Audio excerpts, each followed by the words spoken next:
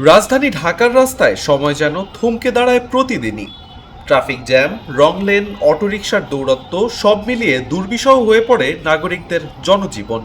নতুন সরকারের কাছে ট্রাফিক ব্যবস্থা নিয়ে কি আশা করছে জনমানুষ? এমনটাই প্রশ্ন ছিল আমাদের। অটো গাড়িগুলি ব্যাটারি অটো গাড়িগুলি ফায়দা হয়ে গেছে ঢাকায়।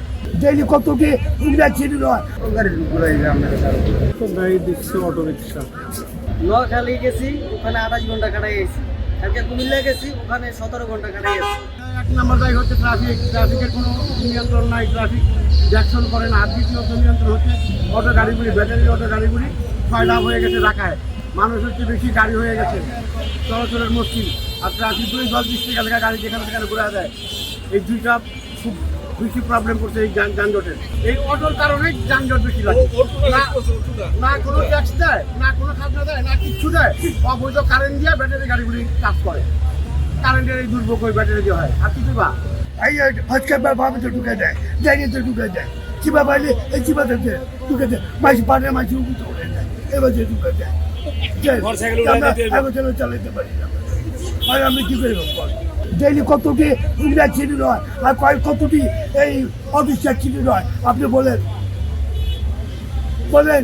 আমাদের সমস্যা হচ্ছে যে জ্যামের লেগে আরও দু একটা টিকিট পারতাম না। জ্যামের লেগে ঘন্টার পর ঘন্টা বইয়া খাওয়া লাগে, কোনো কাম কাজ করা যায় না, এক টিকিট লেগে বইয়া খাই।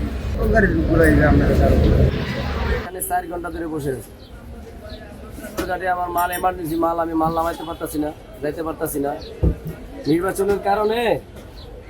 নির্বাচনের কারণে আপনি যে রমজান মাসে যে ফলগুলি আসার কথা, বাদামতলি সদরঘাট যে মালগুলি আসার কথা, এই মালগুলি নির্বাচনের কারণে আসতে পারে নাই।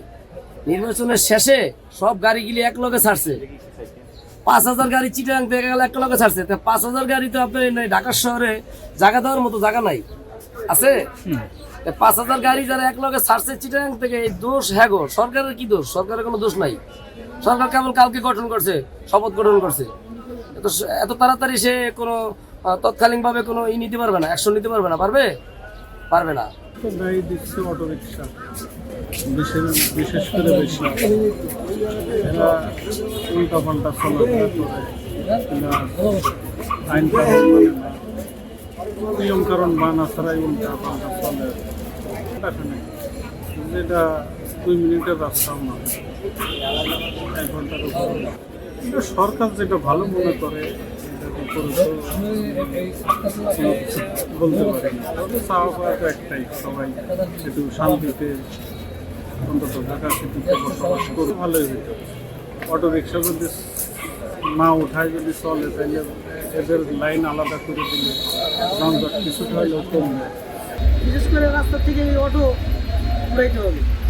অটো যদি না উঠায়, এই জাম ফেস করে যাওয়া লাগবে। এই জামের ভিতরে ভোগান্তি আমাদের পোহাতেই হবে। আজ 3 দিন যাবৎ মনে করেন রাস্তা পুরো ব্লক। নোয়াখালী গেছি, ওখানে 28 ঘন্টা কাটাই গেছি। কালকে কুমিল্লা গেছি, ওখানে 17 ঘন্টা কাটাই গেছি।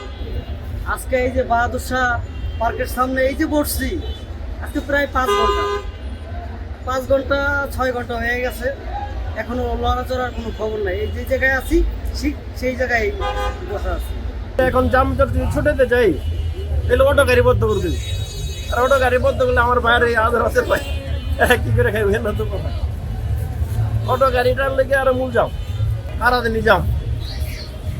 অলরেডি সকাল 8টাতে জাম লাগছে, এখন 4টা বাজে প্রায়, এখনো জাম নিল। আজকে বাদামতলি শ্যামবাজার আলু পেঁয়াজের গাড়িটা আইতেছে অ্যাভেলেবেল, আলু পেঁয়াজের গাড়িতেছে, মাল নামাইতেছে।